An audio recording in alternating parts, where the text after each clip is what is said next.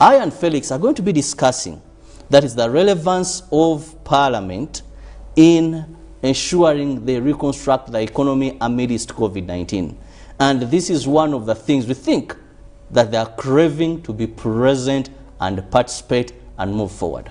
Felix, I know one of the things you always say is you don't believe in representation, it's falsification. Let's begin with that. Yeah, it's a matter of fact for me. I find that this whole hullabaloo of representation is a myth. Yeah, for example, and I've always asked you, after saying that, I've always asked you, do you ever feel represented? By my MP? Doesn't matter. Whoever. You can tell me any person. Do you ever feel represented? Sometimes my area councillor at the division level, I feel a bit of it. That's the thing. So now that you're talking about Parliament, let's talk about Parliament. Do you ever feel represented? No. Why? Sometimes I wonder the decisions they make, who do they consult? So what's the relevancy of the institution that is trying to beacon the noise of representation? And the other question then would be, what is representation in the sense of parliamentary sitting? Is it appearance on plenary? Is it being on fact of the Hansards? Or is it being looming around the corridors of Parliament? That is also the question. But if you can miss out on signing attendance, these allowances, that is also another issue. Now that is that's not representation. Maybe that is what they're craving for. No, that is not representation now. That is personal interest. I want us to start from the top of this discussion is, what is the role of Parliament? And we can look at academic angles and also look at the legal ties. One, primarily Parliament is bestowed with the powers to legislate. The aftermath of that could be sharing opinions in terms of national building. A third to that would then be budgetary allocations. And on top of that, we could put many. Probably most recent, you can put also chartering or becoming noise what, because everyone now uses Parliament. Accountability. They have various committees where they... You see, there are two things in terms of political, things we teach, we learn in political science. It's what they call the ought and the is. You understand? They ought to help in accountability, but what is the fact? Now you're saying them, there's a task force on COVID-19 That's rubbish. Abdul Kantuntu that came up with a report and recommendations. We have the Deputy Speaker sent a committee on a Myoga fund, and they were able to at least unearth the nonsense. What is accountability, Robert? In Amolata. Holding people, you see. Holding people accountable. Is it good enough for lip service? Would we blame that if they have blown the trumpet and discovered and unearthed and the follow-up is not done? How good? What good does it do to unearth? That's what you're saying. So how important is it? It's useless. That's not the purpose of kutema someone. Namutemye uli wali. Namutemye naduka. So Parliament is namutemye naduka. Nawadde mukutte. Namuyuzize saati. That's what you're saying. That's not accountability. If you're talking about accountability, it must have a conclusion. It must have an end in it. And that's how the institution will acquire that deterrent aspect, that people should be on their toes. Bakutwalawa to the park. Oh my God. Yes. But you've heard, do you remember you remember the saga of Bank of Uganda? The people even had the courage to tell them, even these ones will end. And they actually ended. Felix, we once had these things. I remember the initial days of PAC. It was horrible if someone was going to that committee. No, there was nothing. But of late, it seems... So the reason why we bring out all these examples is just to show you that, you see, politicians, and politicians, I can't even blame them. They are simply being politicians. For them, they are politicians. They are doing their game, that they are politicking. We have to be at Parliament, we are vaccinated, we are what, because they have an interest. Don't you think anyway this could affect their ability to deliver? In any way, not being present? To deliver what? What do members of Parliament deliver? Calls for accountability, pass meaningful regulations in terms of and that's why for me I really don't want to dwell on this whole thing of 100 members. I would want to think to look at the broader picture of the topic that you did give of the role of Parliament in reconstructing a broken country for 2 years. And that's where we should have a discussion of pain in relation to why they should be attending at full capacity or not. If the reasons they are giving do not fit into the featured need to reconstruct a torn economy, you know, an economy where schools have been shut for 2 years, an economy where people cannot work, some institutions have not been working.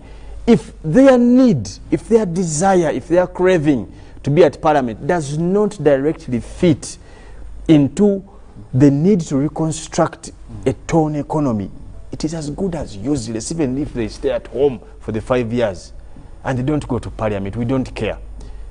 If their arguments that they are giving, Robert, and I'm serious, do not fit into the need to reconstruct a torn economy, what's the use?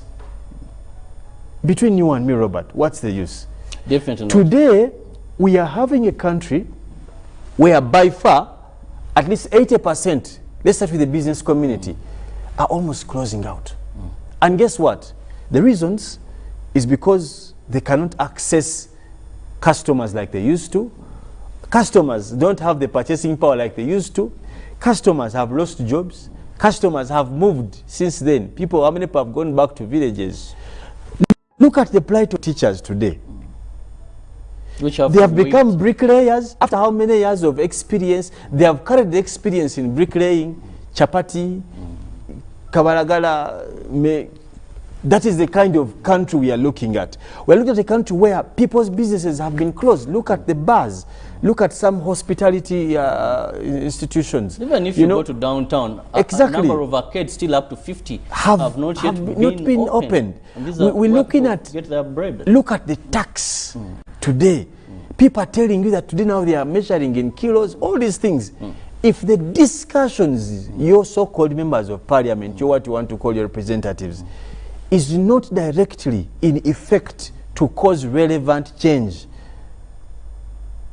to give an uplift to this dire situation, what is the use of their sitting? To be very honest, Robert, let's stop. You see, let's leave this whole stereotype. We must have a Parliament, we must have a what? Let's be honest. Let's look at interventions where we believe Parliament has been part of it. Recently, we saw about a stimulus package being passed. We've seen sometimes members of Parliament have come up with a few task forces, to mention but a few. We've seen Parliament at least trying to stimulate what? For the SMEs, you see. Yeah, to ensure that at least they can get monies, and I believe Parliament to some extent has... I've not said it doesn't have, but I've told you. But then the question is, how best then should Parliament ensure that they do not end at the passing bit of it? Because we have good laws, we have good policies, but then the implementation... But they can't, you see, up till today they cannot ensure that because they have already made many mistakes. They have made many mistakes, and between you and me, we have discussed these things since the Parliament. This guy is sowing.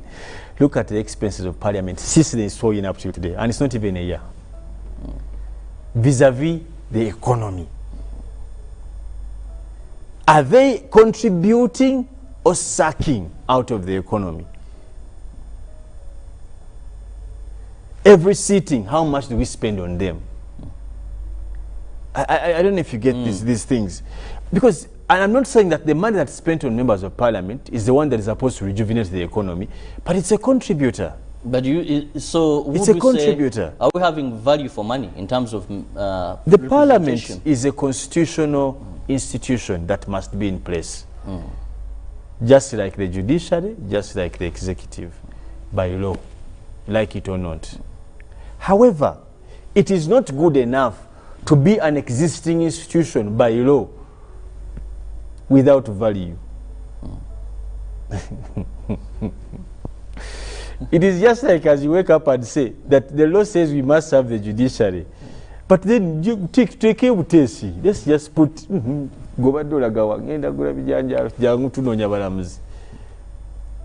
Then why would you cast this constitutional mandate? The purpose of those who crafted the constitution sought for value out of these institutions. Yes, and various it is not enough, by the way, just to say representation, Robert. That's why I always ask you, do you feel represented? But then it will bring us back to the aspect of constitutional institutions must also fight to have value.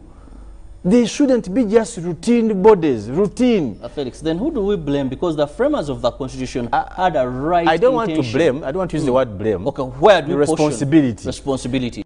One, I'll tell you this. The constitution, the constitutionalism in this country has done its role. Even the framers, the litigants, the courts, there's much jurisprudence around that. But there are other beacons or other towers or other strongholds of the constitutionalism, that it is not enough for you to say, I am a body, like judiciary. But there are other, for example, you talked about accountability, transparency. Today you've done a story about money that is, I think, was Myoga? Myoga, yes. Yes. Let's be honest. Actually, that this is money our was topic. passed That is by our where? topic in Good Morning Uganda agenda. Do not miss where we expect the Honorable Ministers of State in charge of that docket will be with us here on set, and we will be discussing more regarding Myoga. So, for those that have not received the money, for those with sad stories, for those with success stories, it's just a few minutes from now. By 8, we expect the Minister to be with us on set, and he will be answering to a number of your questions. Even away from him answering all those questions and whatever, one thing, Robert, we must think that, and as I was saying, that it is not just enough for Parliament to be a constitutional body set up by law, an act of. It must be, on top of that, it is only made with, it makes value of itself if it appreciates these other fundamental principles of governance, good governance. Today we've been talking about, the President came and talked about human rights. Should he be the one we have a committee of to put this on spotlight? Handling this. Now you're telling me that they do budgetary allocations. They added money to police and these institutions to go and victimize Ugandans, to cane them. Should it be the President to come and make alarm? It is not good enough to talk about Parliament, constitution. So what? Even human rights are constitutional. Go and read chapter 4 of the Constitution. And all of it talks about human rights. So when we see members of Parliament craving that we want to be in Parliament, can you make sense out of just being present?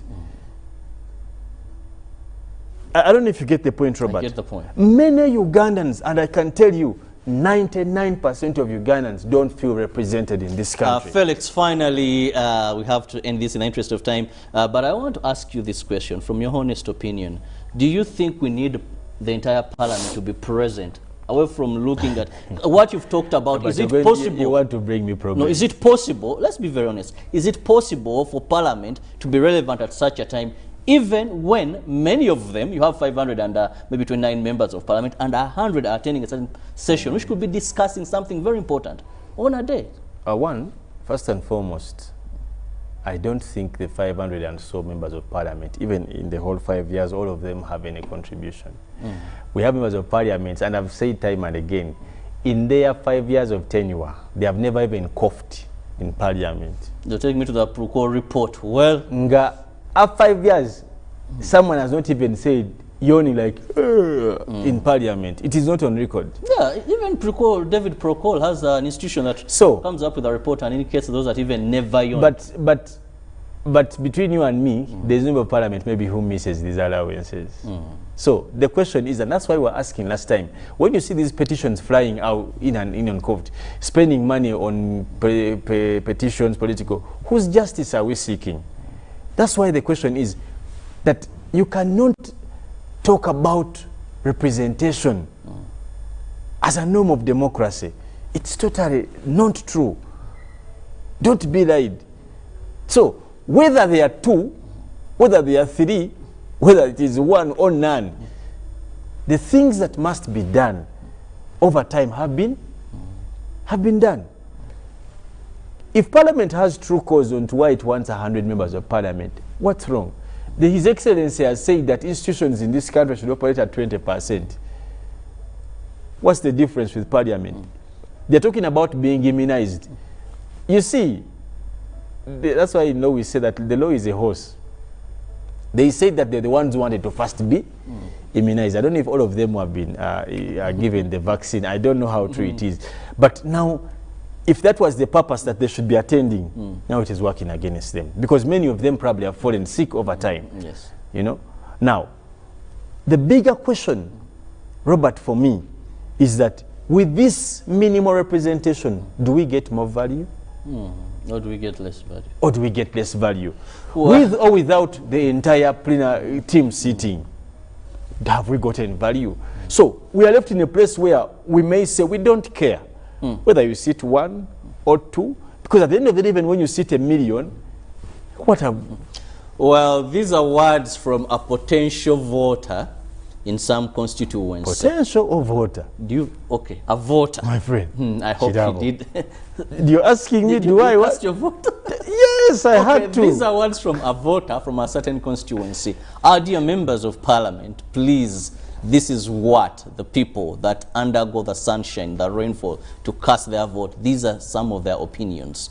It's time to create relevancy in the way we handle our works at parliament. That when such times come, the public is craving to have your participation at that time. But of course, we also have some messages here, Felix, that are coming in from people that are watching. This is, I'm David Odral. I wish your echo can be heard to them who pretend that they are working for Ugandans when they are just building empires in their bellies with 27 million per month. Oh, this is not different. I think it's even more than that. It's more than that. Okay, then we have, this is good morning, Felix, Priscilla, and Robert. I'm Cricket Derek Gagamel from Machin Yerwafu. Sincerely speaking, I can only speak English and Luganda, and I believe this is part of the school curriculum intended to ensure they only promote other languages but not our mother tongue. Well, please keep your messages coming in on our WhatsApp number that is on your screen, and we'll be reading them out. We want to have a feedback from you, and of course, our viewers and the concerned authorities. Really, these messages matter when they hear the opinions of the ordinary person watching this program.